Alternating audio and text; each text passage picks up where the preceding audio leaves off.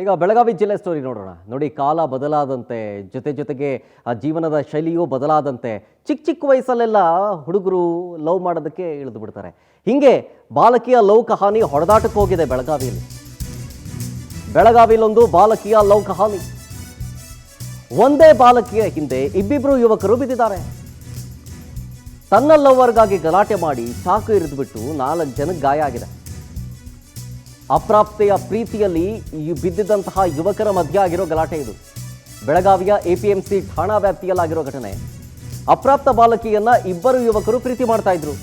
ಮೊಹಮ್ಮದ್ ಹಾಜಿ ಮತ್ತು ಮೊಹಮ್ಮದ್ ಅಟ್ಮಸ್ ಅಂತ ಅವರಿಬ್ಬರ ನಡುವೆ ಗಲಾಟೆ ಆಗಿದೆ. ಮೊಹಮ್ಮದ್ ಖಾಜಿಗೆ ಮೊಹಮ್ಮದ್ ಅಟ್ಮಸ್ ಅನ್ನೋನು ವಾರ್ನ್ ಮಾಡಿದ್ದಾನೆ. ನನ್ನ ಫ್ರೆಂಡ್ ಲವ್ವರ್ ಅವಳು, ಸಾವಸ ಮಾಡಬೇಡ ಅಂತ ಹೇಳಿರ್ತಾನೆ. ಅದೇ ಅಲ್ಲಿಂದನೇ ಶುರುವಾಗಿದ್ದು ಗಲಾಟೆ. ಆ ಗಲಾಟೆ ಮತ್ತೆ ಯಾವ ಹಂತಕ್ಕೆ ಹೋಯ್ತು ಅಂತಂದರೆ 4 ಪರಸ್ಪರ ಚಾಕು ಇರಿದುಕೊಂಡಿರೋದು. ಬೇರೆ ಆಸ್ಪತ್ರೆಗಳಲ್ಲಿ ಈ ಗಾಯಾಳುಗಳು ಈಗ ಟ್ರೀಟ್ಮೆಂಟ್ ಪಡ್ಕೊಳ್ತಾ ಇದ್ದಾರೆ.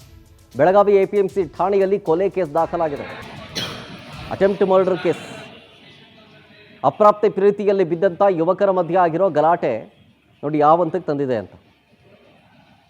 ಕೈ, ಕಾಲು, ಮುಖ, ಹಣೆ, ಹೊಟ್ಟೆ ಭಾಗ ಚಾಕು ಇರಿದುಕೊಂಡಿರೋದು. 4 ಜನಕ್ಕೆ ಗಾಯ ಆಗಿದೆ.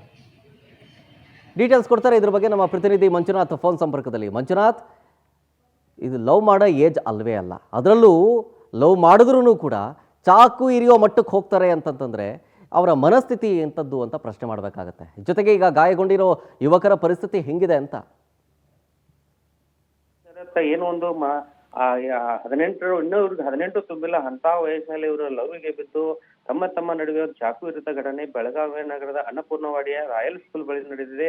ಅಪ್ರಾಪ್ತ ಬಾಲಿಕೆಯನ್ನ ಇಬ್ಬರು ಏನು ಒಂದು ಅಪ್ರಾಪ್ತ ಯುವಕರು ಇರ್ತಾರೆ, ಅವ್ರು ಪ್ರೀತಿಸಿರ್ತಾರೆ. ಅದಾದ್ಮೇಲೆ ಅವರು ಒಬ್ಬರಿಗೊಬ್ರು ಆ ಹುಡುಗಿನ ನಾನು ಪ್ರೀತಿ ಮಾಡ್ತಾ ಇದ್ದೀನಿ ಅಂತ ಹೇಳಿ ಒಬ್ರಿಗೊಬ್ರು ಜಗಾಡ್ತಾರೆ. ತದನಂತರ ತಮ್ಮಲ್ಲಿರುವಂತ ಚಾಕುವನ್ನು ತೆಗೆದುಕೊಂಡು ಇನ್ನೊಬ್ಬರಿಗೆ ಇರ್ತಾನೆ. ಅವನ ಜೊತೆನೂ ಏನು ಇನ್ನೊಂದು ಹುಡುಗ ಇರ್ತಾನೆ, ಅವನಲ್ಲಿ ಮೊಹಮ್ಮದ್ ಖಾಜಿ ಮತ್ತು ಮೊಹಮ್ಮದ್ ಅಟ್ಮಸ್ ಅಂತ ಹೇಳಿ ಏನಿರ್ತಾರೆ, ಅವರಿಬ್ಬರು ಜೊತೆನೂ ಒಂದು ಚಾಕು ಇರ್ತಾ ಆಗತ್ತೆ.